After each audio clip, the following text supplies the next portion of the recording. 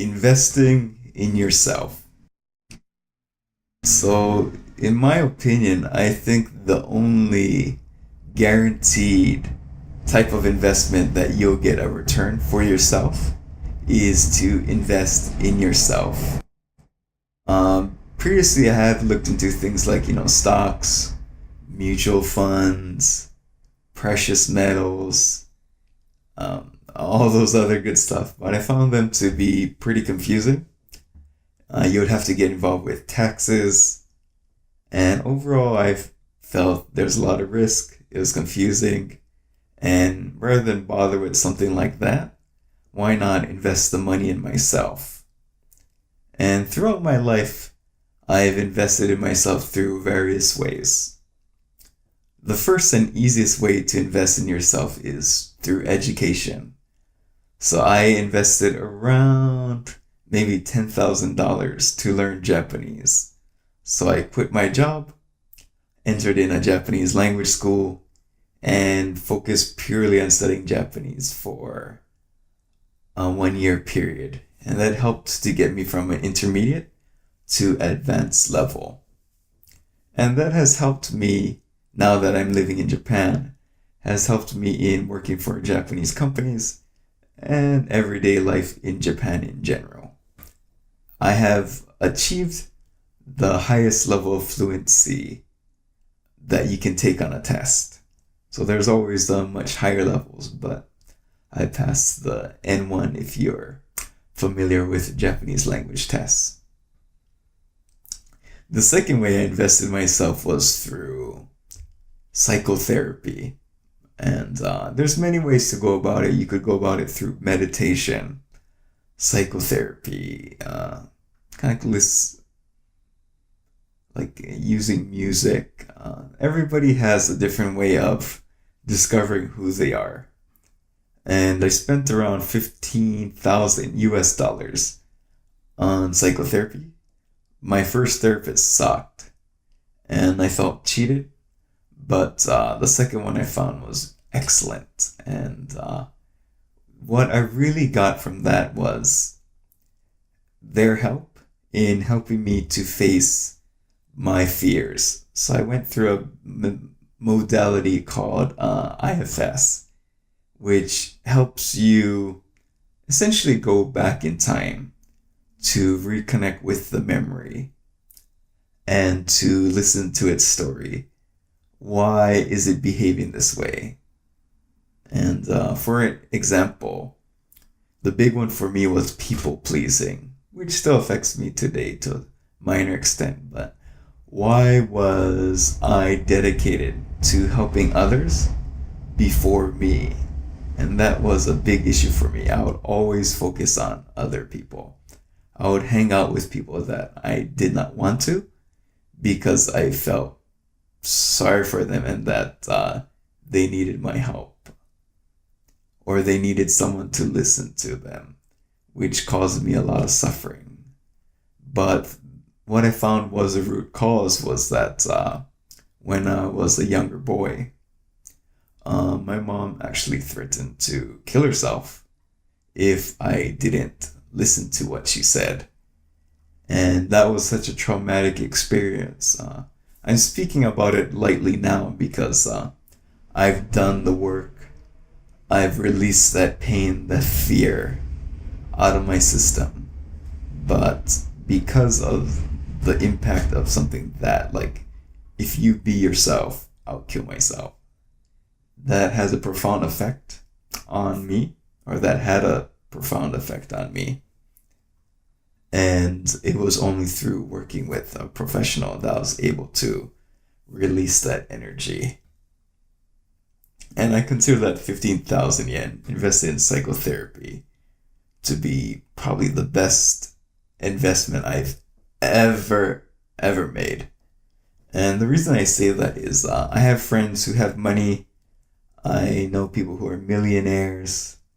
And you can tell that they're dealing with a lot of issues from their past, like the way they behave, the way they interact with women is deeply rooted in their past, and it's obvious. And So they had invested their time to make money, but their overall life satisfaction is low compared to myself, where my financial wealth is comfortable, uh, probably between lower to middle class, but my life satisfaction is very high. My past history does not control me, dominate me. I am the captain of my ship, so to speak. And a big part of gaining that momentum in my life was through psychotherapy and overcoming my past and living in the present moment. I know most of you who listen to this will probably have a negative ring to psychotherapy, and you should definitely have a negative ring because it's something you have to approach very cautiously. I highly recommend the IFS approach, the internal family systems, which is an approach of talk therapy, which is not focused on meds. I have a bachelor's in psych. I did a 1 year internship with people who were on meds, and the meds is all about managing the symptoms and not the root causes. If you want to make long-term progress and stability, you have to go through talk therapy, face your demons. You're gonna cry, you're gonna run away, you're gonna try to cancel on your sessions, but you need to face your fears. You might be able to accomplish this through meditation or ayahuasca.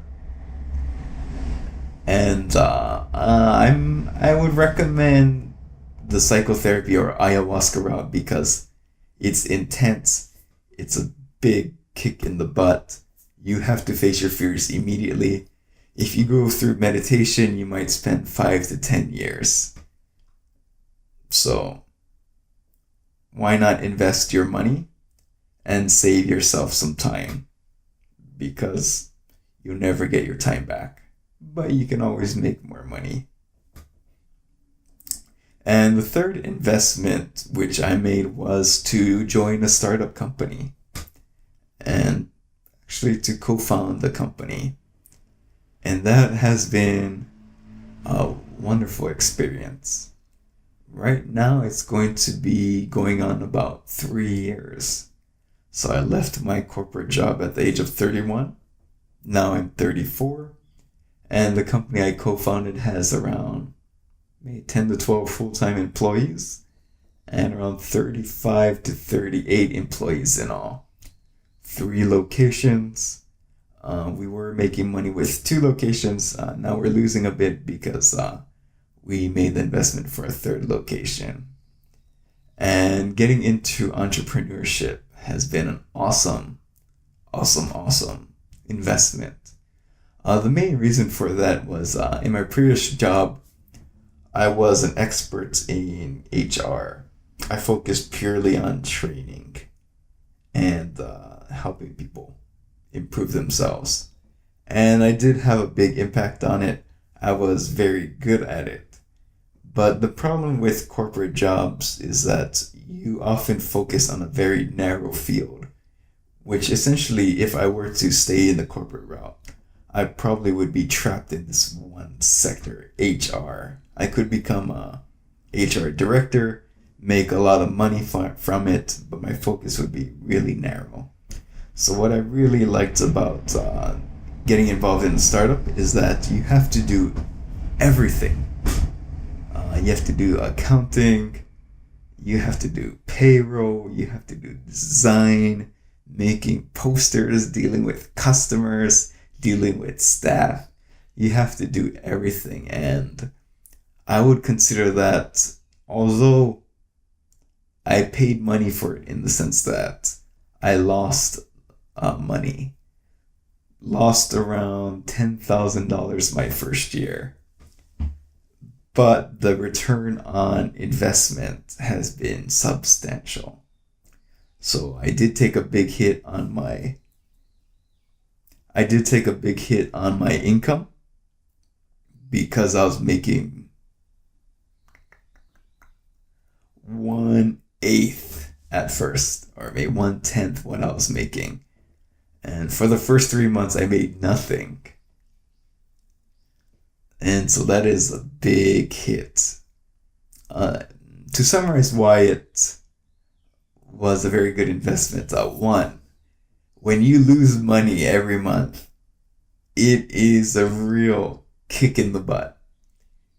You know you have to change something. Fear starts to kick in.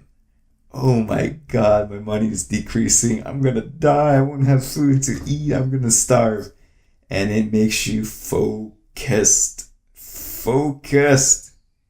And sometimes you, or in most cases, you don't have that existential focus that you would have when you get into a startup. Because it is existential. You fear your death. You feel your family's ability to eat. For some people, they know things are going to be fine, but for most of you out there, no, you're going to be scared as hell. You're going to be panicking. And that's, you can only find, or you cannot only find, but you can more easily find your true self, or to find your greatest self through adversity. And that loss of money will put you into an adverse situation, but you will grow, you will prosper, you'll blossom. You may fail, and you may need to go back to your corporate job, and you can try again when you get more savings. Also, dealing with a startup was it was a roller coaster ride for me, in that it is your baby. And when you have staff who are unsatisfied, you take it deeply personal. Or at least I did. Because in my previous company, I could say, yeah, the head office, they're a bunch of pricks. I don't have control over it. And it's like, yeah, our company kind of sucks, but it's better than the other companies out there. You could always externalize the reason. But when it's your own company and someone says, actually, your company's not for me, it's like, oh my God, I'm not good enough. So it's kind of like your kids saying, actually, I'd rather hang out with this other adult because my time with them is more beneficial. And at first, you can take it personal. So that was a growing experience for me, because I had to learn to not take it personal, to accept who they are as a person, where they are in their life, what are their priorities, because maybe their priority isn't what they could gain from working at my company. And I shouldn't take that personal, because everyone's different. And the third thing I really got from getting involved in a startup was that it gave me a more flexible schedule. So rather than working from 8 to 5, essentially missing sunlight, being in the office all day, that sucks. And so nowadays I work from 1 to 10 p.m. So in the mornings, early or late mornings, I can go out, checking the time because I want to go exercise. I can go outside to exercise, go for a walk, bathe in the sun like a normal human being, and not be trapped in an office. Whew. Let out some energy there. Again, and not be trapped in an office during the time of the day where you need to be outdoors. So I rather work when it's dark outside, when we're meant to be indoors, as opposed to being indoors when we're supposed to be outdoors. And my fitness has improved substantially. Push-ups are easy. Working on muscle-ups, doing parkour, and it's so enjoyable. It's amazing. And it's hard to describe in words. But I hope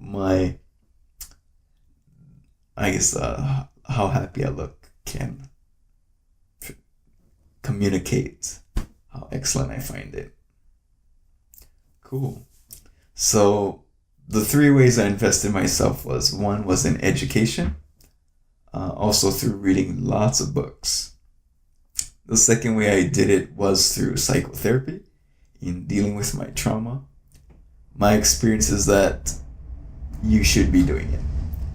Every person I met who said, "Oh no, I'm fine, my parents were excellent," it's like, no, actually your parents could be Gandhi and you're going to experience some form of trauma. So even if your parents were really good, didn't beat you, didn't threaten you, you still have some trauma somewhere and you need to work with it. Because if you don't, it's going to affect every decision you make. And it's affecting you now. It's affecting your relationships with who you're interacting with. So the sooner you come to acceptance with that, build a relationship with your past, and move on and live in the present moment, the more rich and enjoyable life you experience. The third big investment for me was entrepreneurship. And luckily my company is succeeding. I'm making a stable income. And I have the luxury of a flexible schedule. And although I did lose a lot of money in terms of how much I could have made as an assistant or HR director in a large corporation, I would say I made the right decision because my life satisfaction level is really high. And you can't put a price on that. Peace.